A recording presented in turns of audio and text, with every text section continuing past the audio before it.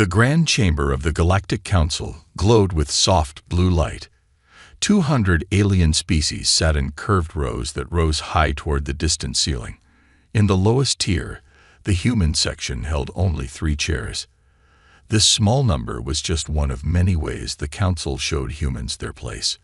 Ambassador John Mercer sat straight in his chair. His gray suit was perfectly pressed.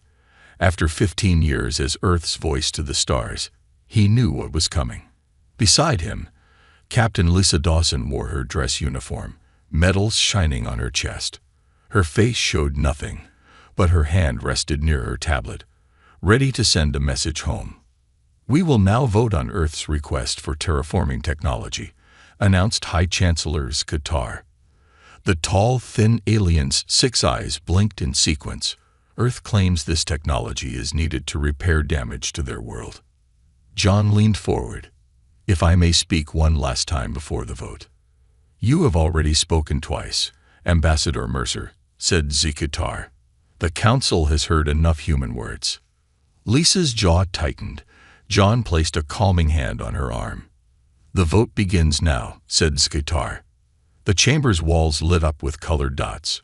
Red for no, green for yes. The red dots quickly outnumbered the green. John watched, counting silently. The final count appeared in large numbers. 178 against, 22 for. "The Council has decided," Skatar said. "Earth's request is denied. The terraforming technology remains restricted from human use due to concerns about human unpredictability." John stood slowly. "Chancellor, this technology would help us clean our oceans and restore our forests. We have proven ourselves reliable members of the galactic community for 50 years. "That is debatable," rumbled a voice from the Draconian section. "Humans still fight among themselves. Your technology advances too quickly without proper caution. And yet you happily use our medical discoveries," Lisa said, her voice carrying through the chamber. "Our ship designs, our agricultural methods." The Valaxian representative waved a tentacle dismissively. "Given with council oversight, as is proper. Without guidance, who knows what humans might do?" John gathered his papers. His face showed nothing, but his heart pounded. 50 years of trying to prove humanity's worth. 50 years of being treated as dangerous children. "Is there anything else, Ambassador?"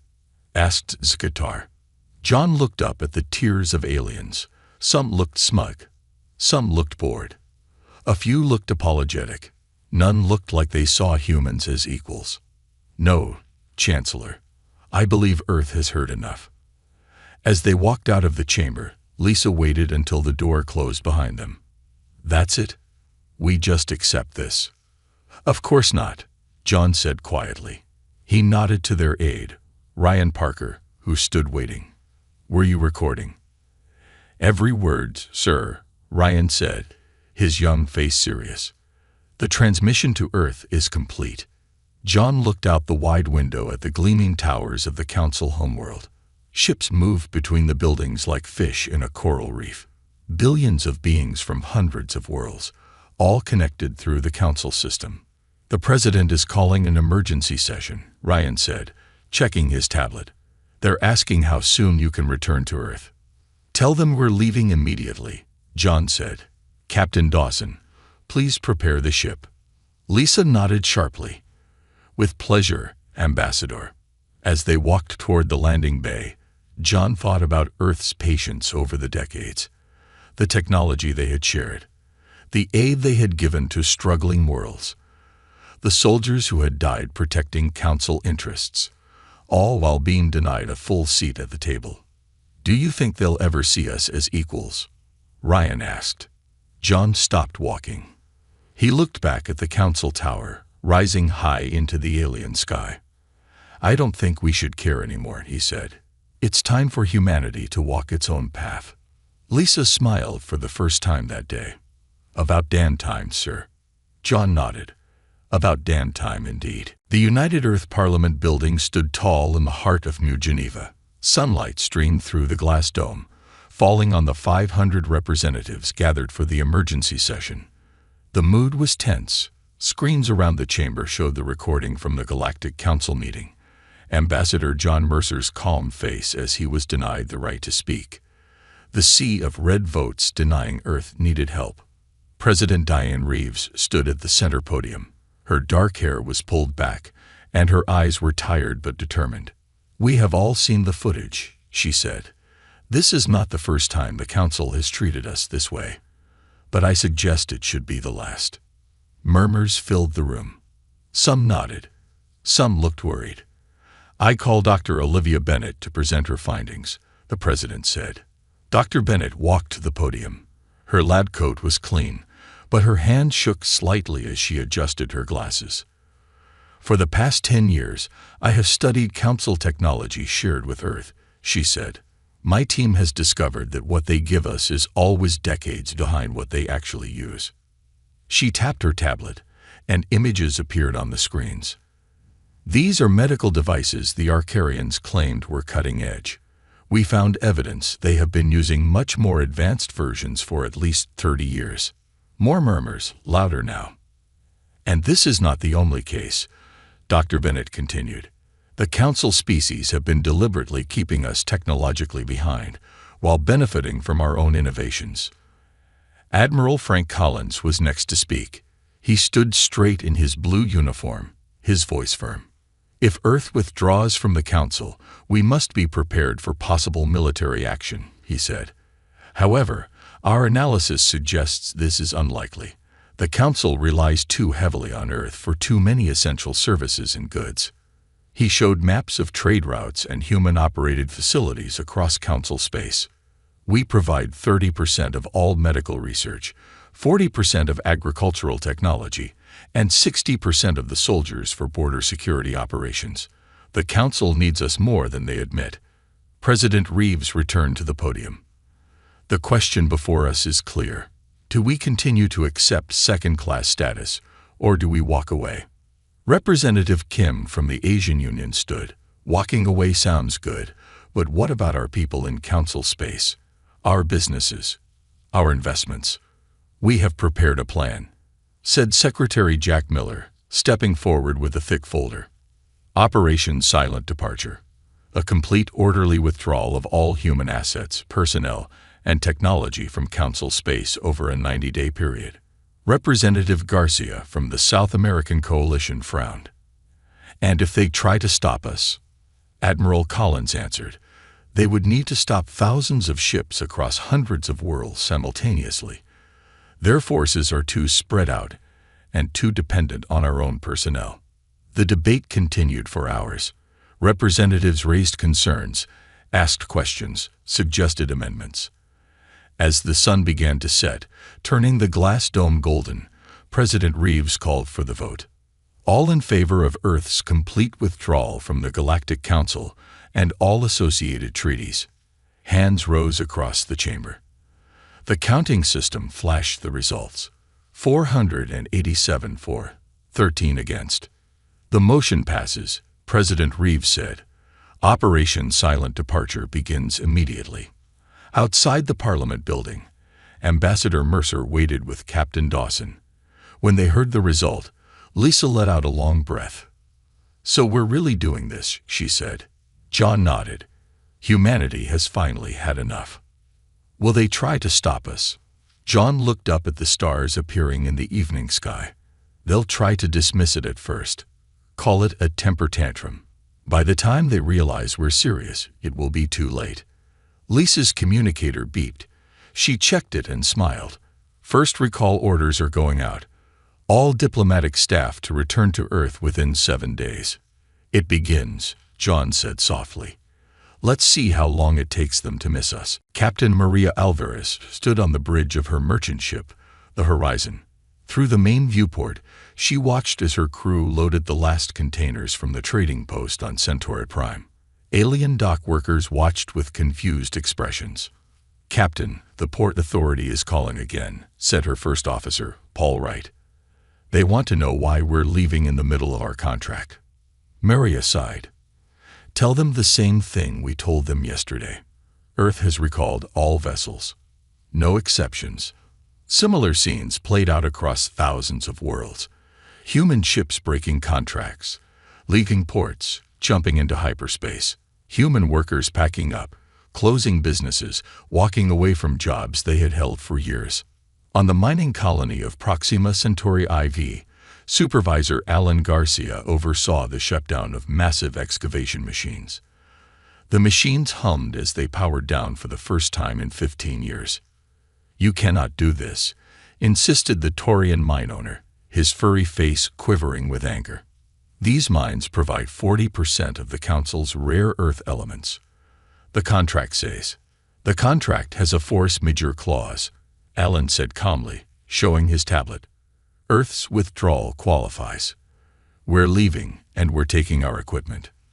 The Taurian made a high-pitched sound of distress. "But who will run the machines? My people don't know how." Alan shrugged. "Not our problem anymore." In orbit above the gas giant Helios, engineer Kelly Foster disconnected the last of her team's proprietary upgrades from the fuel processing station. The station manager, a tall Ruckian with translucent skin, watched nervously. "Without your modifications, efficiency will drop by 60%, the Ruckian said. "Yes," Kelly agreed, placing the small black box in her bag. "That's why we're taking them with us." On the Council homeworld, High Chancellor's Qatar called an emergency meeting. Representatives from 20 major species attended. "This human tantrum has gone on for 2 weeks now," Qatar said. "They continue to withdraw personnel and assets from Council space." The Valaxian representative waved a dismissive tentacle. "Let them go. They will come crawling back when they realize how much they need Council protection." The Draconian ambassador hissed softly. "Are we certain of that? My world has lost 30% of its medical staff. All human doctors left on the same day." "The humans are leaving gaps in our infrastructure," admitted the Arcarian representative. "But we can fill these gaps. We managed before humans joined the Council." Skatar's 6 eyes blinked in sequence. "Let us be cautious but firm. We will not bend to this human pressure tactic." Back on Earth, the arrival halls of every spaceport were crowded. Ships landed every few minutes, bringing home humans from across the galaxy. Officials processed the returnees efficiently, helping them find housing and new jobs. President Reeves toured the Geneva spaceport, speaking with recent arrivals. "How are our people handling the transition?" she asked Secretary Miller, who walked beside her. "Better than expected," he said. 92% of all humans in Council space will be home within the month. The remaining 8% are mostly on deep space missions that will take longer to recall. And our technology? We're recovering most of it. Some will have to be abandoned, but we've removed all proprietary components and wiped the systems. Ambassador Mercer approached them, holding his tablet. "Madam President, we've received the first official communication from the Council regarding our withdrawal." She took the tablet and read the message. Her eyebrows rose. "They're calling it an unfortunate overreaction and suggest we reconsider our hasty decision." John smiled thinly. "They still think this is a negotiating tactic." "Good," the President said. "The longer they believe that, the more complete our withdrawal will be." She looked up at the arrival board, watching the names of incoming ships from distant worlds. "How long until the first serious problems start appearing in Council space?" she asked. John's smile faded. "Based on our analysis, the first systems will begin to fail within 30 days. After that, it will cascade quickly." The President nodded, her face solemn. "Then we have 30 days to prepare for what comes next." 2 months had passed since humanity began its withdrawal from Council space. Kevin Porter sat in his apartment in Chicago, watching the news on his screen. Before the withdrawal, Kevin had been the lead technician for the Ruckian battle fleet. Now he worked at a local shipyard, helping to expand Earth's defense forces. The news showed grainy footage of a Ruckian warship drifting dead in space. The reporter's voice was calm but excited. "This is the 5th Ruckian vessel to suffer catastrophic system failure this week. Sources say the entire fleet is experiencing similar problems after human technicians departed." Kevin sipped his coffee, not surprised. The Ruckians had always taken credit for their impressive fleet, never mentioning that humans designed and maintained most of the critical systems. They never bothered to learn how it all worked, he said to himself. Too proud. The screen changed to show the medical station orbiting Deneb II. The massive wheel-shaped structure was running at half capacity, with entire sections dark and empty. The Deneb Medical Station reports critical shortages of synthetic proteins used in most advanced treatments, said the reporter. These proteins were exclusively manufactured in human laboratories under the supervision of Dr. Samantha Wells, who has now returned to Earth. The camera showed Dr. Wells in her new lab at Earth Medical Center. She looked tired but determined. "We offered to train their medical staff for years," she said to the interviewer. "They always refused, saying their own methods were superior. But when patients needed treatment, they always came to us." Across Earth, returning humans watched similar reports with mixed feelings. Some felt satisfaction after years of being treated poorly. Others worried about innocent aliens suffering because of political decisions. In the Council Emergency Center, alarms flashed on dozens of screens. Council members from 30 species argued loudly as reports flooded in. "Transportation networks in the Orion sector are failing," shouted a blue-skinned Meridian. "The navigation algorithms are no longer updating. Ships are getting lost in hyperspace. The agricultural systems on my world are shutting down," said the Valaxian representative, tentacles waving in distress. "Without the irrigation systems the humans designed, our crops are dying." High Chancellor Skatar tried to maintain order, but the chaos grew with each new report. A small Arcarian pushed through the crowd and handed him a datapad. "Chancellor, we've completed our assessment," the Arcarian said quietly. 42% of essential council infrastructure relied on human maintenance or expertise. Almost none of it was properly documented. "We don't know how most of it works." Skatar's 6 eyes blinked rapidly. "Why didn't we know this before?" The Arcarian looked embarrassed. "We never asked. Each department handled its own staffing. Nobody realized how many positions humans filled until they all left." On the edge of council space, the Taurian trading fleet faced its own crisis. The luxury goods they produced had been bought mainly by humans. Now, with no buyers, their economy was collapsing. "We must convince the humans to return," said the Taurian trade minister in an emergency broadcast. "Our prosperity depends on it." Back on Earth, President Reeves met with her cabinet in the White House. The mood was serious but confident. "Phase 1 of silent departure is complete," reported Secretary Miller. "All humans and critical technology have been withdrawn from council space." "What about our own shortages?" asked the president. "We relied on council resources for some materials." Dr. Olivia Bennett smiled for the first time in weeks. "We've already found alternatives for most of them. Without council restrictions on our research, we're developing new technologies faster than ever." Ambassador Mercer checked his tablet as it chimed with a new message. He looked up, his expression grim. "It's beginning," he said. "The council has officially requested that we return. They're offering concessions." "What kind of concessions?" asked the president. "Access to some of their restricted technologies. Reduced tariffs on our goods." John paused. "But no change in our council status." President Reeves looked around the table at her advisors. "Not enough," she said firmly. "Not nearly enough." 6 months after humanity's departure, the Galactic Council chamber looked very different. The elegant blue lighting flickered on and off. Only half the seats were filled, as many representatives could not get transport to attend. Those who did make it looked tired and angry. High Chancellor Skatar called the emergency session to order. His usually immaculate robes were wrinkled, and his 6 eyes were dull with exhaustion. "The situation continues to worsen," he said.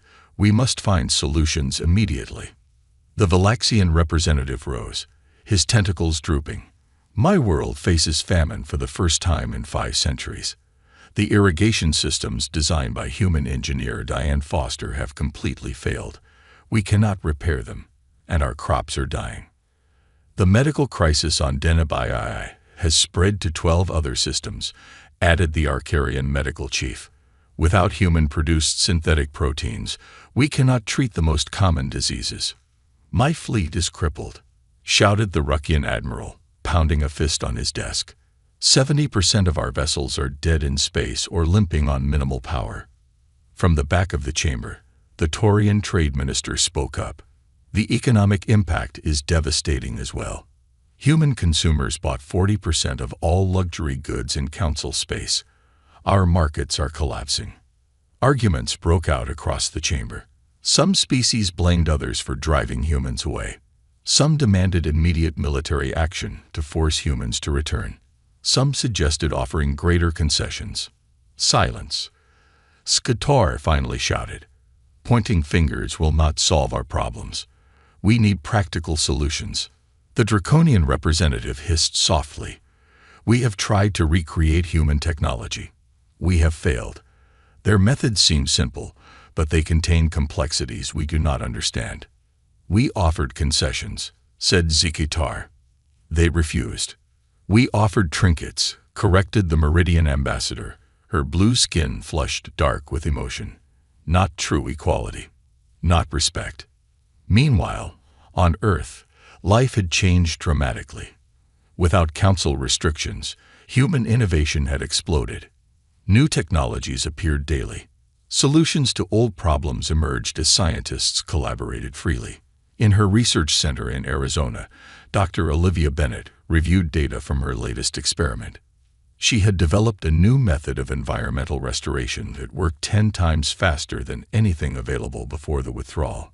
The council would never have approved this research, she told her assistant. They would have called it too unpredictable. Her assistant nodded. Do you think they regret pushing us away yet? Olivia looked out the window at the desert. Already, patches of green showed where her technology was bringing life back to the dry land. I think they're starting to understand what they've lost, she said. In orbit above Earth, Admiral Frank Collins inspected the newest addition to Earth's growing fleet. The ship gleamed in the sunlight, its hull marked with the United Earth emblem. She's beautiful, he told the shipyard supervisor. How many more like her can we build this year? 20, at least, said the supervisor. Maybe more. Without council quotas limiting our production, and with all our engineers back home, we're building faster than ever. In Geneva, Ambassador John Mercer attended a meeting with President Reeves and her cabinet. The latest message from the council was on all their screens. They're getting desperate, John said. This new offer includes access to all their technology, not just selected parts. But still no equal vote in council decisions, noted the president. No, John agreed. They still want to keep humans in a lesser position. Secretary Miller checked his data. Our analysis shows the council has perhaps 3 more months before complete collapse. Multiple species have already followed our example and withdrawn from council agreements. President Reeves stood and walked to the window. From her office, she could see the busy spaceport where ships arrived and departed constantly. Earth was thriving. Send our response, she said. The same as before. We are not interested in returning to an unchanged system. John nodded. And if they offer real equality? The president turned back to the room, her face determined. Then we'll consider it. But I suspect they'll have to fall much further before they truly understand. 1 year had passed since humans left council space. Earth had changed in ways few had expected. Cities gleamed with new technology. The environment showed signs of healing. People worked with purpose, proud of what they had built without alien oversight. Ambassador Peter Rodriguez sat in his office in the United Earth Diplomatic Building. Unlike his predecessor John Mercer, Peter had never served in council space. His job was different, dealing with the growing number of alien representatives arriving uninvited to Earth. His assistant entered the room. Sir, another council delegation has entered orbit. They're requesting permission to land. Peter sighed. What's their offer this time? More technology, resource rights to 3 star systems, and a proposal for a new council structure. They say humans would have leadership positions, but still not equal voting rights. No, sir. They call it graduated authority, based on species maturity. Peter shook his head. Send the standard response. We're not interested. This scene repeated almost weekly now. Desperate council representatives arrived with increasingly generous offers. Earth's answer remained the same. Meanwhile, cracks had formed in the council's authority. Several species had followed Earth's example and withdrawn from council agreements. Others stayed but ignored council directives they didn't like. In a small bar on Proxima Station, just outside Earth's solar system, Lana Myers served drinks to an unusual crowd.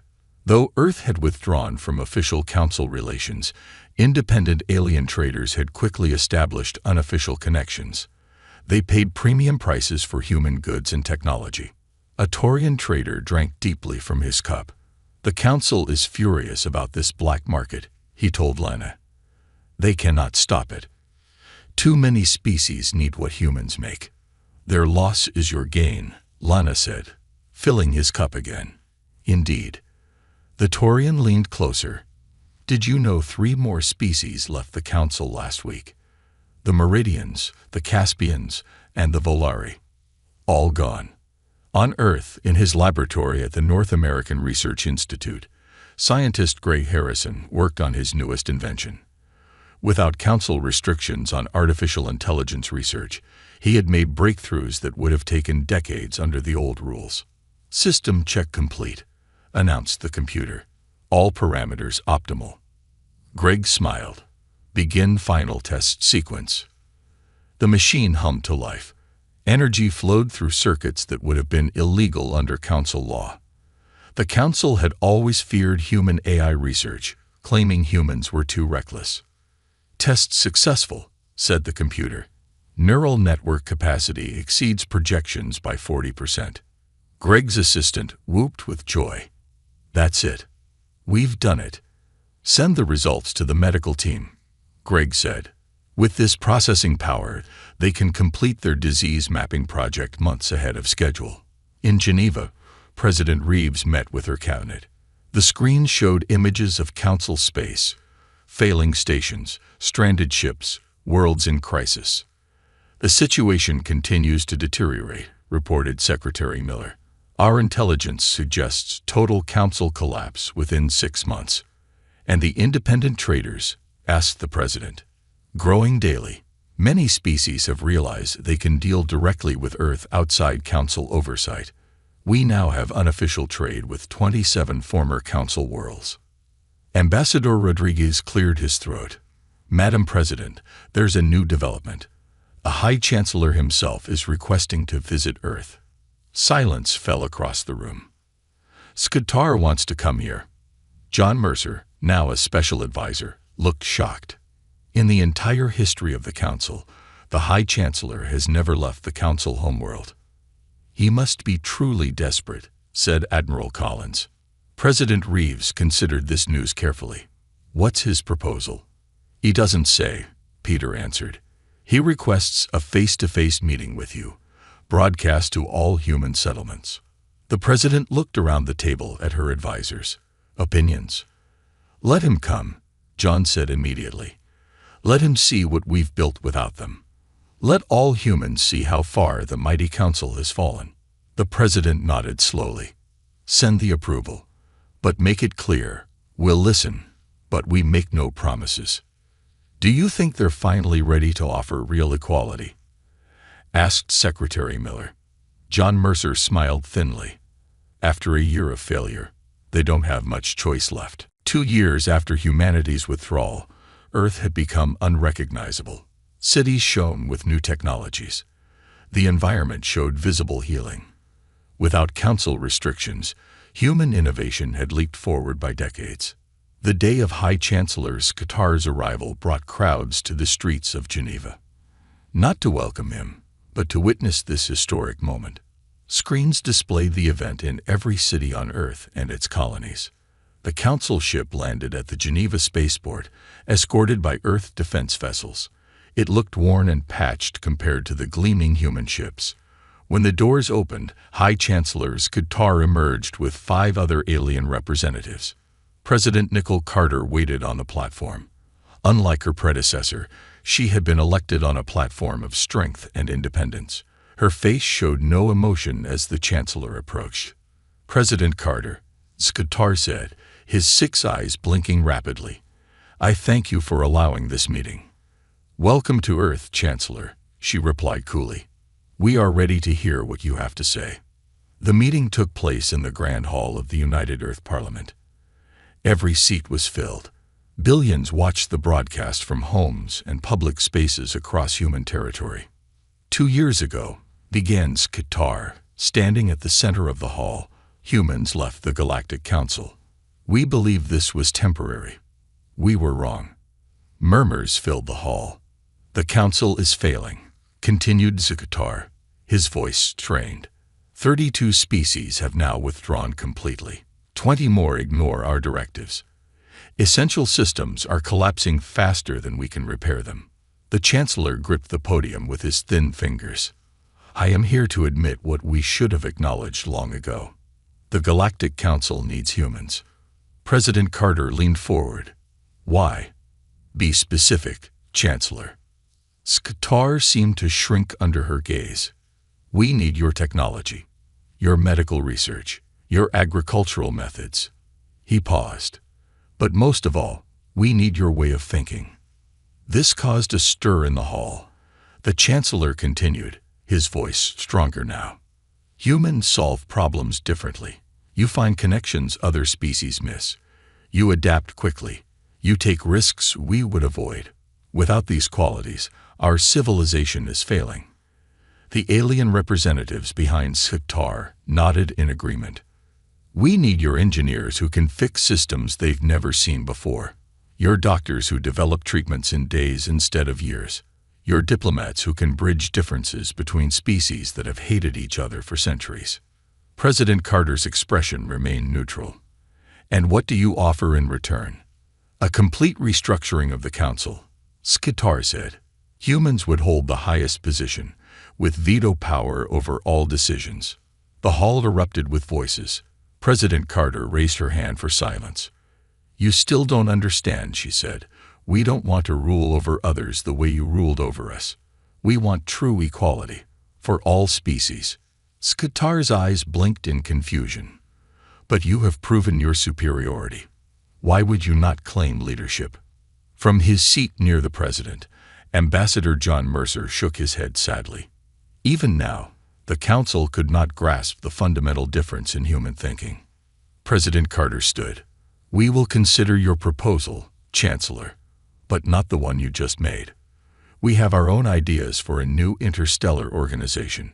After the aliens departed, Earth's leadership gathered in a private room. "They still don't get it," said Admiral Collins. "Even facing total collapse, they think in terms of hierarchy and control." "But they've taken the first step," John Mercer pointed out. "They've admitted they need us.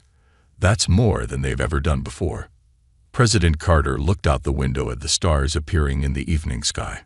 "Prepare our counterproposal," she told Secretary Miller. "Not for a reformed council, but for something new. The Interstellar Cooperative, based on genuine equality and mutual benefit." "Will they accept it?" asked Miller. "Some will," said the President. "The ones who have already left the Council. The ones who've been dealing with us through independent traders. The rest will join when the alternative is isolation." John Mercer smiled. "So humans walk away from the Council completely and build something better in its place," finished the President. 6 months after High Chancellor Skatar's visit to Earth, the landscape of galactic politics had transformed completely. The Galactic Council no longer existed in any meaningful way. In its place, a new organization had formed, the Interstellar Cooperative. The headquarters of the cooperative floated in neutral space, a massive station built with contributions from 47 species.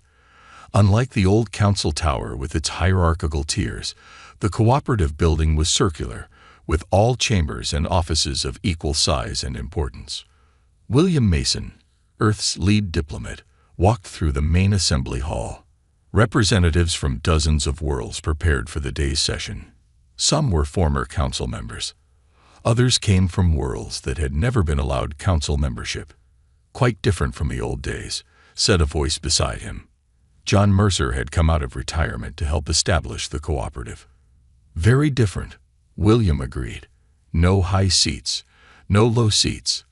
Everyone at the same level. And the voting system? Asked John. One species, one vote, said William. With supermajority requirements for decisions affecting all members. No vetoes, but no tyranny of the majority either. The Meridian representative approached them, her blue skin shimmering in the station's light. The Agricultural Committee has finished its report, she said. The human irrigation systems have been successfully adapted to 17 worlds previously facing food shortages, and medical supplies are reaching the outer colonies, added the Arcarian representative, joining their conversation. The synthetic protein production is exceeding expectations. John smiled. And how are the former council loyalists handling the transition? The Meridian's expression turned serious. The 8 species that refuse to join us are struggling. The Draconians and Ruckians in particular. Their pride prevents them from asking for help. They'll come around, Williams said. Eventually. In Earth's presidential office, President Carter reviewed reports from across the cooperative. Her desk displayed holograms showing trade routes, scientific projects, and diplomatic missions. Secretary Miller entered with the latest data. The transition has exceeded our most optimistic projections, Madam President. 93% of essential systems have been restored. Trade volume has returned to pre-withdrawal levels. The President nodded. And our own projects. Thriving. The environmental restoration technology has been shared with 12 worlds. The medical advances are being implemented in 94 major treatment centers. On a small garden world at the edge of cooperative space, Captain Lisa Dawson walked beside a Valaxian farmer, where once there had been only dust and rock. Green fields now stretched to the horizon. My people believed this land was dead forever, said the Valaxian, his tentacles gently touching a growing plant. Your Dr. Bennett's technology has brought it back to life. She always said it was possible, Lisa replied. The council never let her try. The Valaxian's skin changed color slightly, showing embarrassment. We were wrong about many things. Humans most of all. Across the stars, similar scenes played out on dozens of worlds. Species that had once looked down on humans now worked alongside them as equals. Knowledge flowed freely, without the council's restrictions on who could learn what. Back on Earth, in a quiet garden in Geneva, Ambassador John Mercer met with Admiral Collins. Both men had officially retired but still served as advisors when needed. Did you ever imagine it would turn out this way? Asked Frank, when we decided to walk away. John watched a bird fly overhead, completely free. I hoped we would find our own path. I never expected we would help create a better path for everyone. Not everyone, Frank reminded him. The holdouts are still refusing our help. John nodded. Some lessons take longer to learn, but they're watching. They see what cooperation and equality have built. Their pride can't hold out forever. In orbit above Earth, the old council embassy stood empty and dark. No one had bothered to remove it. It served as a reminder of what had been and what humanity had refused to accept. President Carter sometimes looked at it from her window. Not with anger, but with quiet satisfaction. Humanity had walked away from a system that diminished them. In doing so, they had forced the galaxy to build something better. The simple act of saying no more had changed everything. Not through war, not through threats, just by refusing to participate in their own belittlement. Sometimes the most powerful thing anyone can do is simply walk away.